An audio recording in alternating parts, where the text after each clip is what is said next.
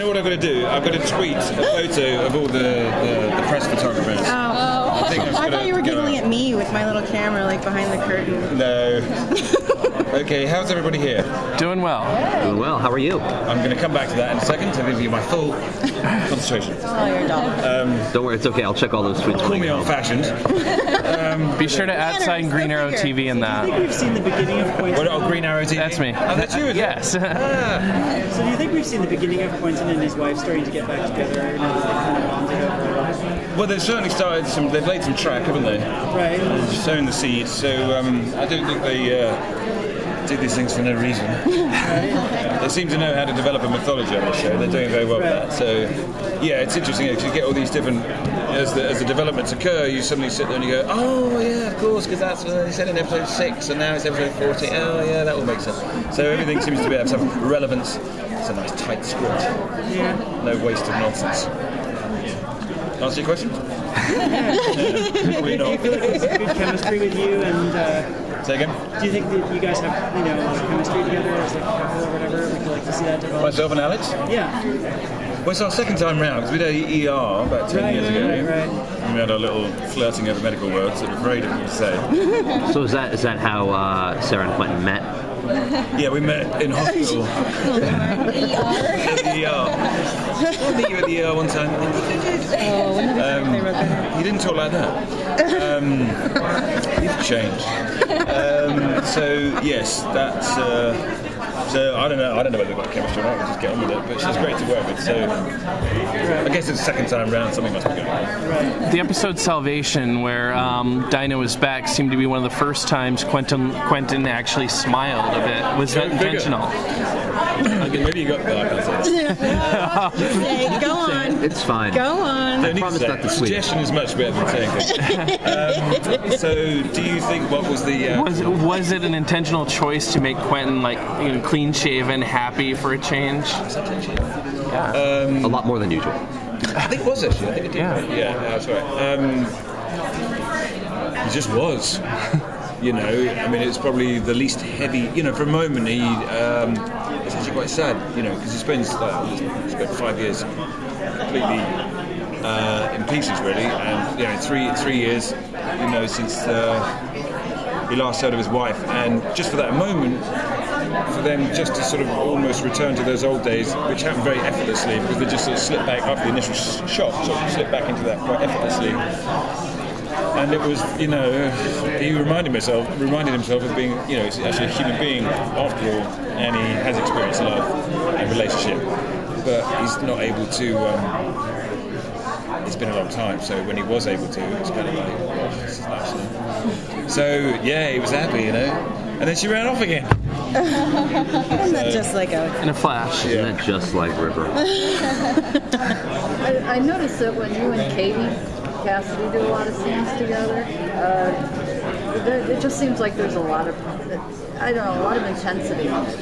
How do you prep for that? We talk about it. We talk about our relationship and our history as a family. I think it's important to do that.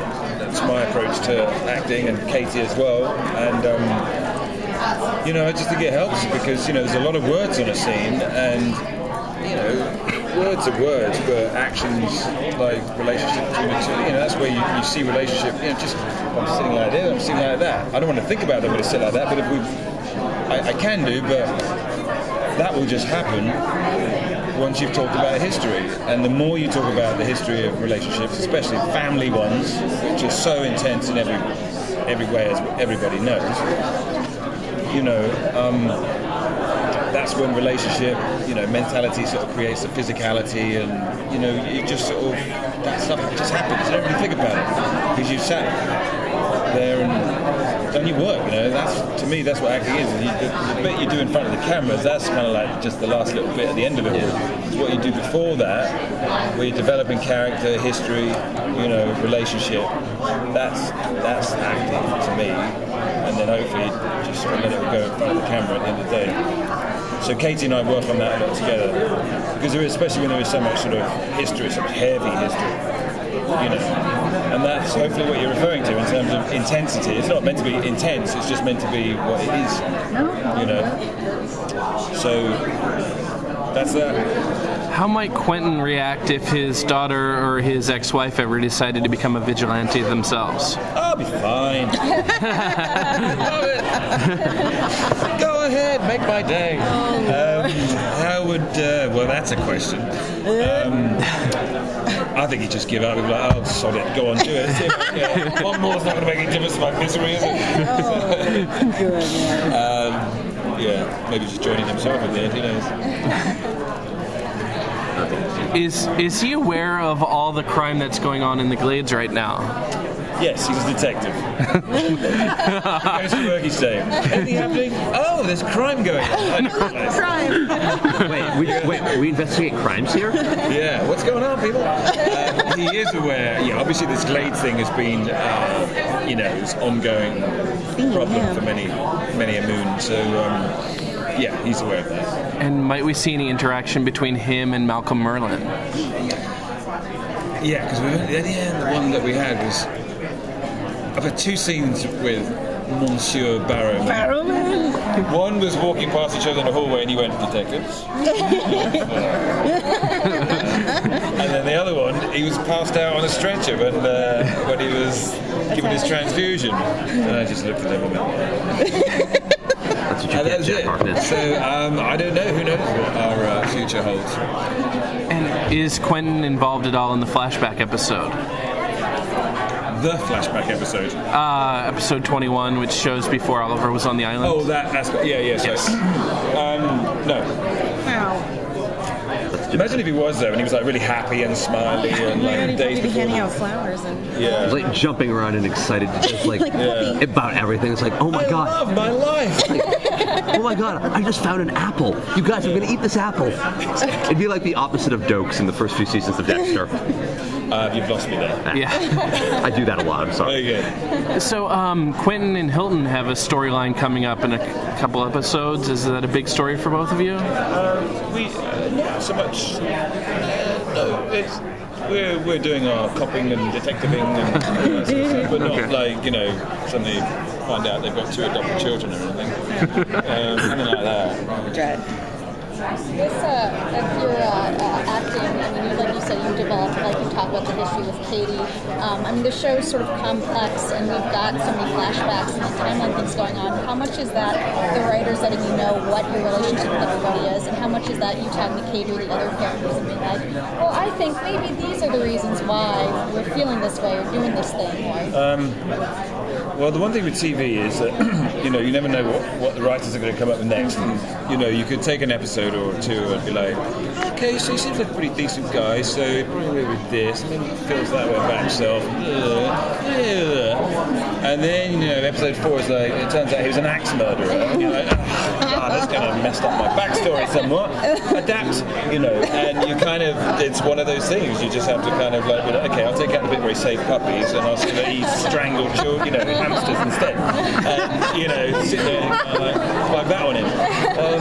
So it could be, sometimes you have to adapt somewhat, but, in order to lessen those occasions, at the beginning of things, talk to the producers, what have we got, what you got in mind, roughly, okay, hopefully we're all vaguely on the same page, and then take it from there. And then if it turns out it's the axe murderer, you just have to reprogram a bit. Can we now see a dream sequence where Quentin's an axe murderer? Because I really want to see that. I'll do it today when I go back. I'll do it quick. At least post the pictures on Twitter. I'll do it later. No. What would you like to see from Quentin in the show's future? What would I like to see? I think I was thinking about it actually the other day. I think there's a point where, obviously he's weighed down very much by the tragedy of his life in this season, in this first season. And I think it's difficult.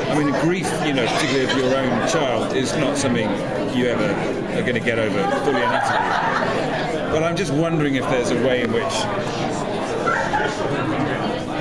because it's like letting go of the hope, it's the hope that kind of when Diana Lance came back with the idea of hope, it was like that was the toughest thing all over again, because it's like, well, maybe there is hope, but it's like, I think if you can finally resolve that, it is over, it will help somehow to turn a corner and to maybe see life in a different way with a different attitude.